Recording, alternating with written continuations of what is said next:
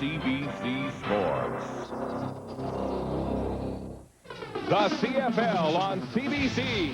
Two of the league's highest rollers come to the table with an eye on the jackpot as the season points to the Grey Cup. In Argoland, they play 12-card stud with the ace at quarterback, Doug Flutie. At the pinball, and it's a loaded deck. He's always got something up his sleeve. They've got Demetrius Maxey in a poker face defense. The Argos never show their hand, always keep you guessing. For Jeff Garcia, number 7 is not lucky today, sidelined with an infection. When this joker runs wild, Kelvin Anderson gives defenses the royal flush. Vince Danielson is the Calgary slot machine. Now there's a player. Let it ride. Daddy wants a 7. Let's go, 7. Yeah!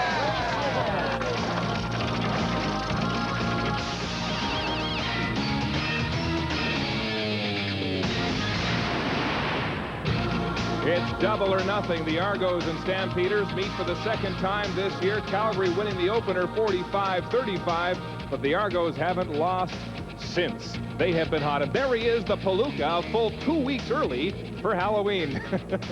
Good afternoon and welcome to the CFL on CBC. I'm Mark Lee. Well, the Stampeders are the last team to have beaten the Argos, but that was 10 weeks ago. Since then, Toronto has been unbeaten and clinched first here in the East. Stampeders, meanwhile, are still in the thick of that wild playoff race in the West, but a major development today. Their starting quarterback, Jeff Garcia, will not play. Garcia suffered a turf burn on that elbow last week in Calgary. It has become infected. He has a fever and is on antibiotics and in no condition to play football today. So that means his backup, Dave Dickinson, will start for Calgary. He's completed 100% of his passes this year, but look at that. He's only thrown 7 passes. Our featured analyst here this afternoon, Big Chris Walpe. How about this situation at quarterback for Calgary? Well, he's had a short week, but one thing, he has played in the preseason. He's thrown 16 of 23. He's only thrown touchdowns. He's not thrown interceptions this year, and he has rushed the ball. Some people say he hasn't got the big feet. He's rushed the ball 7 times for 44 yards, so he will do that if he has to. We'll see how he does on a short week with very little time to practice. On defense, the last time they played, this guy was thrown out of the game early for a late hit on Garcia. And a lot of people on Toronto, the players particularly, think that that was one of the reasons they didn't win that game in Calgary. It'll be a different story today, they say, with Michael Shea back in the middle. And how about this guy? Anthony McClanahan, Mr. Colorful, wrestler, actor, you name it. The man sells real estate. He said, he promises, quote unquote, I will be in Doug Flutie's side. And your game notes, Pluto? Well, I tell you what, Calgary has to start strong on offense and even finish stronger. They cannot afford a lull. On defense, they have to play disciplined, error-free football. For Toronto, stay sharp, stay focused. They've got first place clinched. They can't be sloppy. And on defense, let's pressure the new guy. All right, this has to be awfully disappointing for Jeff Garcia. He wanted to play his old mentor, Doug Flutie. He's now standing by on the sidelines with Caroline Corey. That's right, Mark. Jeff is not out there. He is right here. Jeff, what went into your decision to not start the game today? Well, the major decision was to be healthy for next week's BC game. I think if I would have went out there today and banged it up a little more, I would have started from scratch again. And I think the main thing is going to the playoffs healthy, and that's what I want to do. So how does throwing Dickinson into the mix there affect your offense? Well, I think Dave's done a great job of learning over the past 2 years that he's been with us, and I think he'll do a great job today. He's a very smart quarterback. He's very accurate, and we'll see how he does. Right. And you talk a bit about how important next week's game is against British Columbia, and of course you want to be healthy for that one. Talk a bit about that. Well, that's the game that's going to mean playoffs. You know, we want to start the playoffs at home, and it's going to go through BC, and so we need to play well next week, and it's important that I be healthy next week. Thanks very much, Jeff Garcia. Back to Chris and Mark in the booth. Thanks, Caroline. A beautiful day for football in Toronto, but of course, we are under the roof here in the Sky Dome. The Calgary Stampeders will receive. The last time these teams played, the Stampeders were 2-4, and that big win in August the 7th helped turn it around for Wally Buono and his Stampeders. And of course, the big story today for the Argo head coach Don Matthews, he can break Frank Clair's record of 147 wins all time in a career with one more win today. Mike Vanderjack waiting the opening whistle. He's got it, and this game is underway. Vanderjack with a line drive. Taken by Marvin Coleman just inside his own 20. Lots of traffic, lots of popping down there to open this one, and he's brought down just across the 40-yard line by Norm Casola on a 26-yard return. And Dave Dickinson, who's going to take the helm here, has got tremendous credentials coming from the University of Montana. 7 for 7 in the regular season, 93 yards, and the important stat, 1 touchdown, no interceptions. The big story, though, for Dave Dickinson, how prepared is he as the backup in a short week? Don't forget, Calgary played on Monday. They traveled here on Thursday. Well, that's the big key right there. And plus the fact is they probably didn't know until late last night whether Garcia would play. So I don't know how much reps he got with the first unit. Dickinson with pressure can't find a receiver and goes out of bounds, and it looks like a short loss on the play. Well, it was. Taking him out of bounds. The big thing right now is they're going to have to get some good protection from these guys led by a big Rocco Romano on that offensive line. McNeil, Crysdale, Childress, and Burns running out this unit. Second in the league for sacks allowed. Their backs and receiver, Vince Danielson, goes over 1,000 yards last week. Alan Pitts, Terry Vaughn, Travis Moore coming along too. Vince Danielson saying that the quarterbacks trust him now. He's over 1,000 yards, and what they trust most is what they see on the game films, the fact he makes good decisions week in and week out. 2nd and 11 Calgary. Dickinson looks straight down the field. He has Travis Moore with coverage from Adrian Smith, and it's incomplete. Well, the ball was on the money. It was a nice throw by Dickinson. Travis Moore had it, dropped it. Good coverage on the play. One of the things we got to talk about right now is Dave Dickinson. Watch him as he comes back and sets up here. Lower part just throws the ball. What they say about Dave Dickinson is he's got tremendous touch on the football. Now that means as a receiver, you have to kind of try and feel him out. Garcia throws a harder ball. So a lot of times you can walk into the football, and when you got a softer ball, you got to sit and wait. Dickinson with 26 school records from Montana in that pass-happy Big Sky Conference. Adrian Smith is the lone man back to receive this punt from Martino. A high shot that pushes Smith back to his 17-yard line, and he is smothered immediately. Good downfield coverage. It's Aldi Henry and Farrell Duclair limiting the return to 6 yards. And Doug Flutie coming into this game. Last week he broke Tobin Rote's record of 38 touchdown passes in a season with 2 more. He sits at 40 now and keeps on getting better. Well, he's got tremendous stats. The big thing, I mean, he's 56 of 82 for 600+ yards and 5 touchdowns in his last 2 football games. He's been moving it. Doug told me that after the loss 45-35 August 7th to Calgary, he studied film twice as much as he would normally. That's his own penance. Flutie in the shotgun. First down Toronto at their 30. Flutie with time, and he finds the pinball, who is tackled high. Alondra Johnson hits him immediately. Well, this is something you expected, but let's take a look at this Toronto offense right now. On the offensive line, Chris Jaskis moves back in there. Dan Payne, Kislek, Verschable, and Williams. Good offensive line, number 1 in the league. Backs and receivers, Daryl Mitchell, 1,000-yard receiver, surrounded by newcomer Jack Jackson, Kerwin Mazzotti, Clemens, and Demetrician. Daryl Mitchell with 13 touchdown catches so far this year. Flutie, 2nd and about 3. Staggered cadence, draws a flag, and has the pinball open in first down territory. McClanahan wrestles him to the ground, but he'll have the first down. Let's check the flag. Looks like offside Stampeders. Flutie using that staggered cadence. Well, we've seen him do that a number of times, number of games. Offside, Calgary 95. Penalties decline, And first down. He gets Jermaine Miles on this play, and what happens? This is a good time to use it because of the fact that they're really anxious to get after Doug Flutie. Here's the defensive line right there. Jeff Traversy, the newcomer, rookie starting, Brunzell Miller, Marvin Pope, and newcomer Jermaine Miles. The linebackers led by colorful Anthony McClanahan, and the defensive backs, a newcomer, Jackie Kellogg, back in the lineup. Calgary defense on the toss to Jack Jackson in his 3rd game as an Argonaut. And the Stampeders read that. This Stampeder defense plays well against the Argos because they're like playing against their own team. Well, they say that, but I don't know. I kind of take that with a drop in the hat kind of attitude. Here we watch this play. We got Anthony McClanahan, who does a really nice job fighting off a big tackle and coming back and making the play. And that's what you're going to have to do. You're going to have to defeat that offensive line, the big offensive line in Toronto at the point of attack, shed the blockers and make the play. Wally Buono did say about his defense, we can look at their plays and know what they're called. That's how close the offenses are. Flutie in the shotgun on 2nd and long. Pressure. Throws deep downfield. He's got Mazzotti, but the ball is stripped. Good coverage by Marvin Coleman, draped on him like a blanket. And Mazzotti is getting up slow. We talked to him earlier. He's got some banged up ribs right now. He is not playing at 100%. Watch him coming off the line. Does a nice juke move on Coleman. Takes him to the outside. He's got some good speed, but Marvin Coleman, who's got tremendous speed, obviously returning punch, closes it quickly, gets an arm on it, causes the incompletion. Marvin Coleman, who does it all, returns kicks and plays shadow defense for the Stampeders. Paul Mazzotti made his decision to play in the pregame warm-up. That's how sore his ribs were after taking a big shot 2 weeks ago against BC.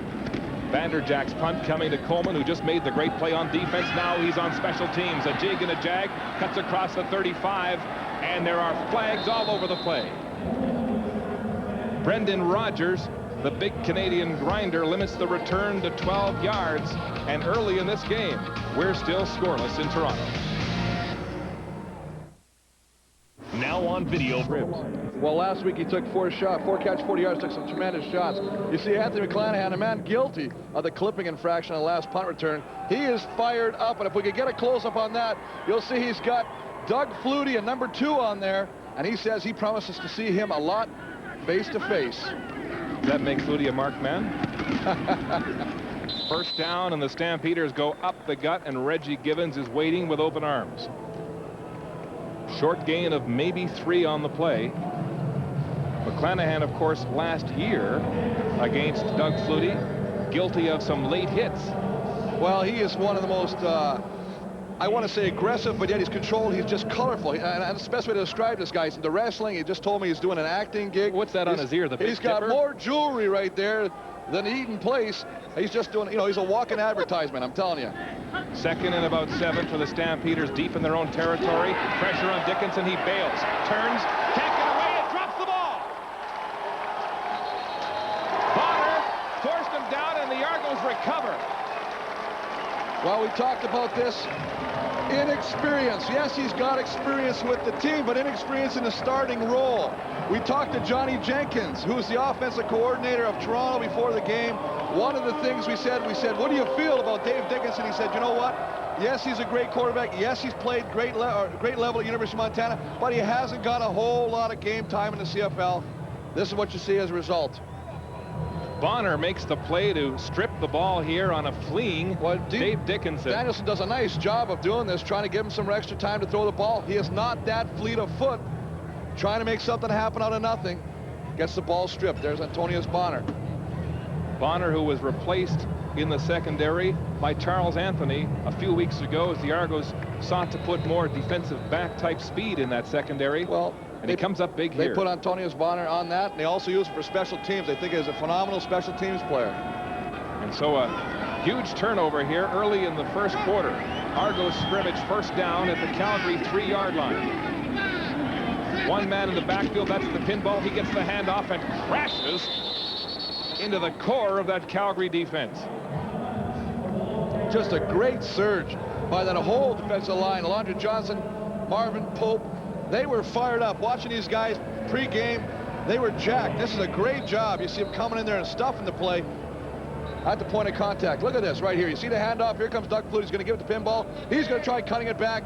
Nowhere to go. Great job by Big Daddy Marvin Pope, limiting that with the rest of his teammates helping. Second down.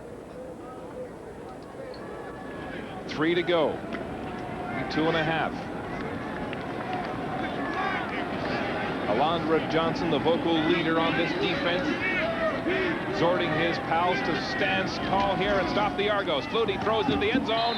It's complete to pinball Clemens, and just barely for the touchdown. Well, we've seen that play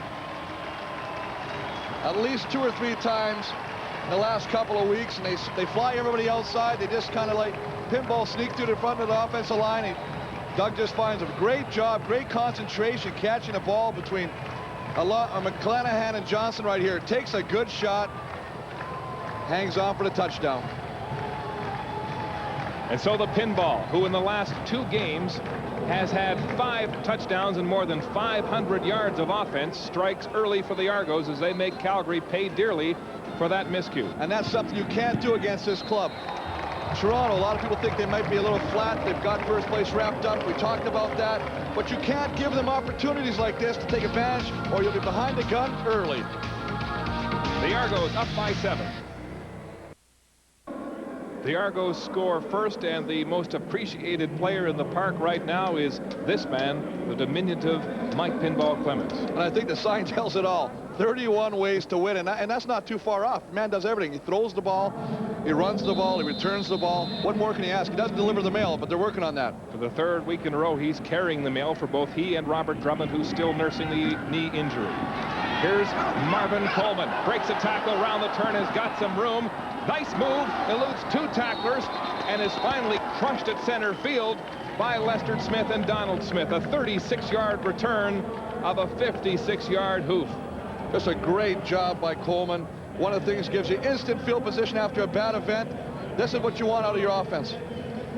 Pinball Clemens scoring another touchdown, Mr. Everything for Toronto. And one of the things that I find truly amazing, he's tied with Henry Gizmo Williams of Edmonton with 20,825 total yards, which is the most ever in the long history of the CFL. Well, that replay, what a move he made on Alondra Johnson to lose him at the goal line.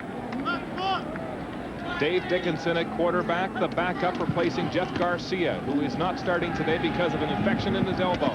No! Alan Pitts tries to one-hand the pass from Dickinson, and it's incomplete.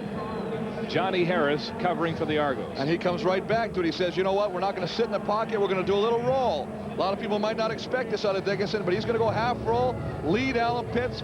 Again, it's a timing thing. Just a little bit far right now. The Argonauts, the defensive line, Andrew Stewart, 7 sacks coming to this game. Demetrius Maxey and Rob Waldrop. The linebacking crew, Givens, Benson, probably the most underrated outside linebacker, O'Shea and Marcelo Simmons. And that defensive backfield led by Johnny Harris with a big interception last week against Montreal.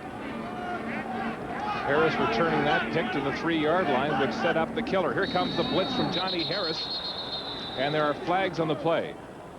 Well, they better hope that this is against Toronto, because if it wasn't, I think Dave Dickinson would have ate some of Demetrius Maxey's helmet. Dave Ewell, the referee, this afternoon in Toronto. Time count violation. Calgary number 15. Still 2nd down. And so, Chris, we see Dave Dickinson in his first start of the year thrust into this position just this morning when Garcia couldn't go. Well, having some trouble. And the thing is, he's probably happy. He didn't have an incomplete pass. He's got one now. You know what I mean? He's got a fumble. He's got some things. He's just trying to work the dust out right now. Dickinson in the shotgun, throws deep downfield, and he overthrows Alan Pitts by a country mile. Antonius Bonner on the coverage. But I liked his decisions. He's making good decisions. He's got Alan Pitts going down the seam. He's got a couple steps. He just overthrows him on that one. Danny Barrett trying to push the cameras away. He's trying to make some adjustments on the sideline. And what better guy to have in your corner than Danny Barrett? And I'm, thinking about Danny Barrett. He was talking about earlier in the year about coming back and playing, and you wonder if this even entered their mind of dressing him as a 3rd-string quarterback. Well, he sure looks good in the warm-ups each week. The Argos have Adrian Smith deep. The pinball is not on punt cover today after taking a licking last week against Montreal. And Adrian Smith finds it tough going as he's trapped inside his 15-yard line, and a loss of 2 on the play after a 45-yard punt from Martino. Jason Clement with the tackle. Well, that's his 2nd tackle of the game right now. They're flying down there. They know that they want to win this game because they want to have an opportunity to still get first place. So they're not taking anything for granted in this game. Look at Flutie's numbers on that opening drive. 4 of 5. Only needed 16 yards and finished it with the short touchdown pass to Mike Clemens. Flutie threw 3 interceptions the last time he played against the Calgary Stampeders. And you got to get some pressure on him and rattle him, or else he's going to have that kind of day all day, and it's going to be a long day for Calgary. The punt team gives Calgary good field position on defense here. The Argos scrimmaging on their 14-yard line. The handoff is to Mike Clemens, and the Red Sea parts for him right up the middle. Nice job by that big offensive line in Toronto. Kislik, Payne, Verschable opening up a nice hole inside. Pinball does a nice job. Marvin Pope makes the tackle on the pinball. Watch Jaskis here right now. This is what he's doing. He's doing a cutoff block. What he's trying to do is keep McClanahan away from the point of attack. Nice job by him and Payne keeping two guys from Calgary away and outside. Manhandling him, in fact. Jaskis, who injured his ankle 2 weeks ago. Flutie up the gut. Look at the contact there in the middle. Well, I'll tell you what. There's some buses coming here. Dan Payne, the former Olympic wrestler, he comes off the ball, and I'm going to tell you what. He buries Marvin Pope. Marvin Pope is not ready. One of the things, if you're in a trench, you better be ready to hit. If you're not, you're going to have more turf burns on your backside. Watch this play. Watch it coming off here. The guys are coming off. Does a great job to the left of your screen. Oh, a nice hit. Darryl Hall. You wouldn't call any holding on that, would you? Here's Pinball turning the corner across the 30 to the 35-yard line before he's finally stopped. There's a lot of hitting already. This is just start of the game. You can see there is no love lost between these two teams. They might have to meet in the Cup. They both think they deserve to be in the Cup, so they're trying to establish something right now. Mike Clemens pushing 1,000 yards in the receptions department. Last week he broke his CFL record of 3,300 all-purpose. 33.90 to be a fact, and he's got 2 games to go yet, which is even scarier.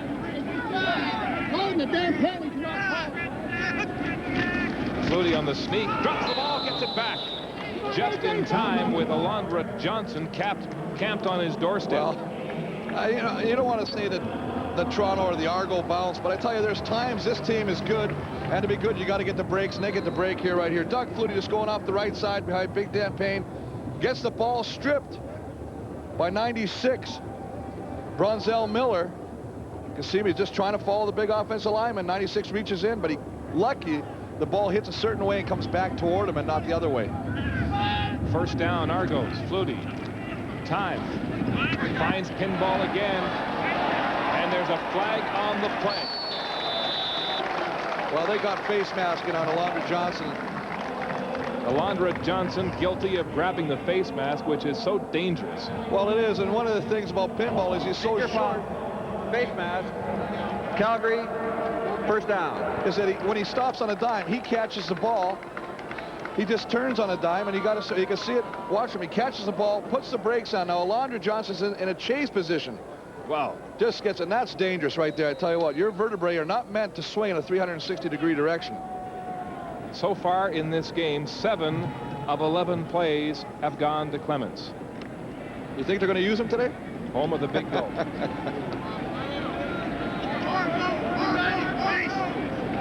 First down now as the Argos move into Calgary territory. The fake this time to Pinball. Flutie looks wide side to Andre Kerwin. Nice move. Splits the Calgary defenders and gets another first down. An 18-yard pickup for the kid. Well, you don't see Andre Doc Kerwin getting many catches. He's only got 19 coming in here.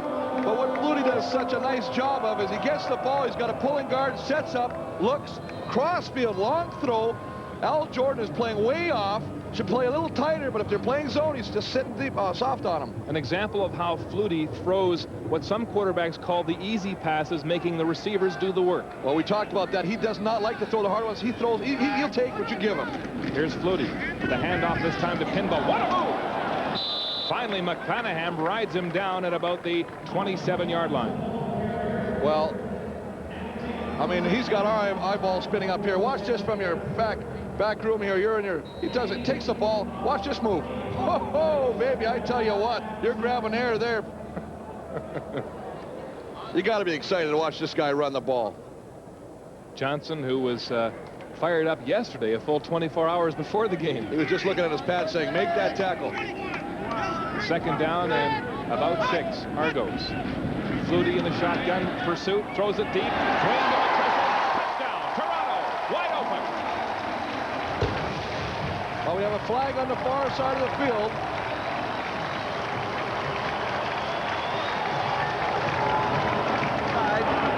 Calgary 95. Penalties declined. Touchdown. Jermaine Miles called for offside once again. Flutie using his staggered count, and if Smiles get any bigger than that, I don't know where you'd find him. Well, I tell you what, they got big Jermaine Miles offside, but John Kalin's going to come on your screen right here on a blitz. Leaves the middle open, and Ken Leonard, who's played his best game of the year last week, decides to let him go by, thinking or forgetting that Kalen's not there. Easy 7.